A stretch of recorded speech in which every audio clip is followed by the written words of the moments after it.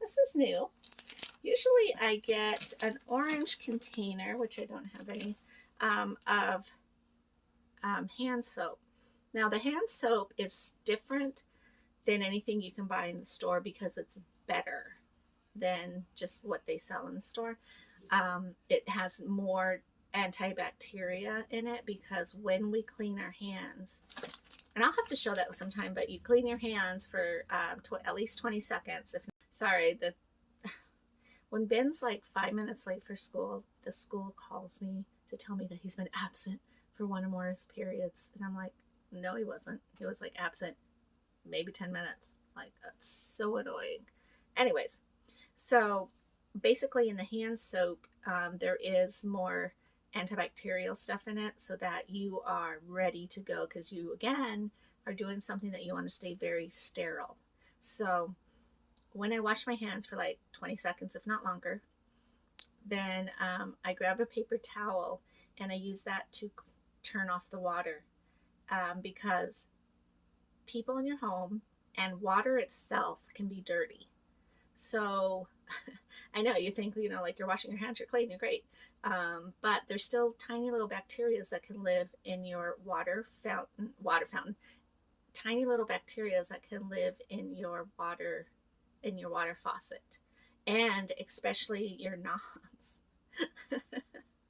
So it's really important that when you're on PD dialysis, and this is only when you're doing your exchanges, it doesn't necessarily have to be when you're just naturally washing your hands, but grab my paper towel. I kind of do a real quick dry, but not real thorough, and then I turn off the water so the water's just not, rolling. And then from there, I throw that away without touching anything else, and then I grab another paper towel, and that's when I really dry my hands. Now that paper towel I keep in my hand because I'll tear off another paper towel. I know it feels like you're using a lot of paper towels, and some people will use towels and will use buy a whole bunch at the dollar store and then they're just doing a bunch of laundry. I don't want to really do it that way. So there's really no wrong or right way to do it. It's whatever you feel comfortable doing, and for me right now, that's just what I feel comfortable doing. So you take your paper towel that's wet, because you've used it to dry off your hands, and then I will use that to turn down my AC or turn up my AC so it's not kicking on while I'm doing my exchange, to turn the handle on my door to shut the door.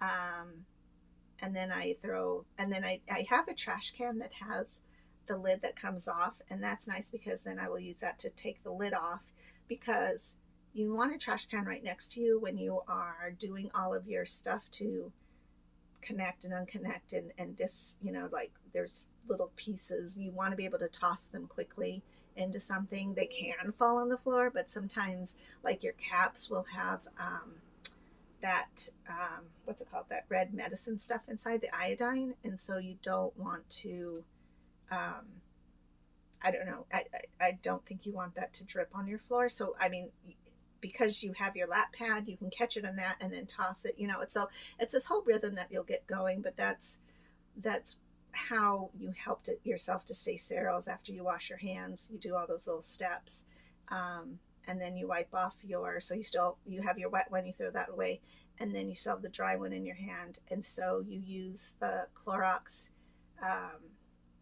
paper towels, and I put mine in a Ziploc bag. Some people use the baby wet wipe box thing. I just do them in Ziploc bags. I get 10 of them. I fold them in half, put them in, spray them with the bleach water, and let them just kind of get soaked up. And then every time I use one for every exchange. And so I wipe my tray off, and then that's when I'll use this, toss those away, and I'm ready to go. And I set all my supplies onto my tray. So that's kind of the steps for that, but you have to use a really good hand soap. And then also this hand soap is what you use to clean your port when you are in the shower, because shower water can be just as bad as sink water. So you always have to make sure that you're using this stuff. And they sent this, which is really interesting. It's maybe it's just new packaging, I don't know. But it says lotion soap with vitamin E. So that's always nice. There's one thing, the beginning, when I first started to do my dialysis, I don't, if you remember, my hands were so red and chapped, and they hurt because they were not used to the bleach. And they weren't used to being that disinfected. So now they're really used to it. They're fine. But that was a period of time where I was like, oh my God, I'm broken. I'm ratchet. But, you know, it is what it is. And you eventually find your little ways to get through everything. So, and then another thing is Beth told me, like, people will be on PD dialysis for like years and then get peritonitis. And it's because you've been on something for so long that you start to shortcut. And she's like, it's very important that you never shortcut. You have to take all the steps because you just don't want peritonitis. You don't want to go in the hospital. You want to avoid getting sick like that, because after all of this, keeping yourself alive and, you know, making the best of our situation, and then to have to go into the hospital and get your port taken out because of peritonitis, because you didn't do a step that you know you're supposed to do. So, and I honestly, I could see very easily how that would be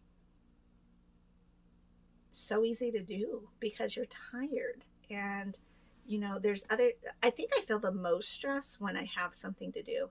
Like if I'm visiting my family and, you know, we're kind of doing like events, or, you know, like just hanging out, just simple hanging out. Like when I, like if I visit family, I could see where I would want to hurry because I don't want to miss visiting with my family, right? So that's something that you always want to keep in mind, is like being really honest with your family.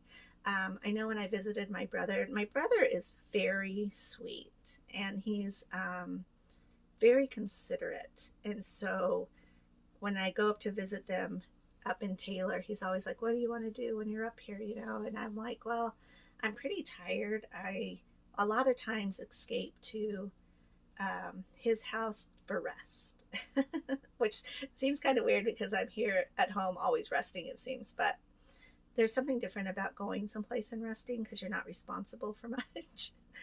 So, and I'll just tell him, you know, between 12:30 and 4, I'm good with whatever, because that's my empty time.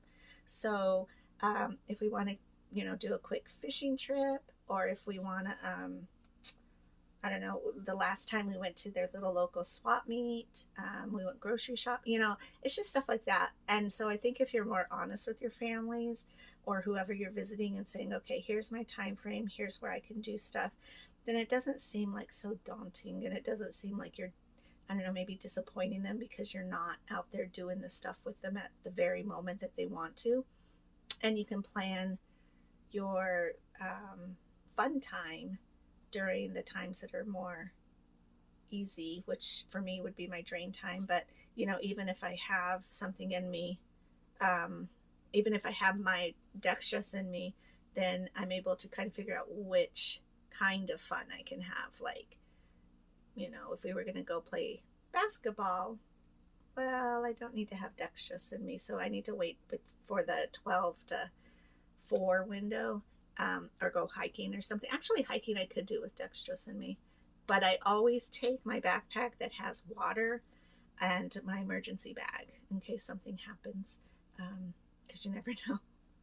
Like oh, I missed it. I almost got it. That mosquito is like, so anyways, yeah, you always want to make sure you have that, because, you know, like if we went fishing and then I accidentally fell in the water, like, yikes, you know. So there's always, you know, you always have to just err on the side of caution. So, yep, that's my day today. So I guess I will talk to you guys later. Bye.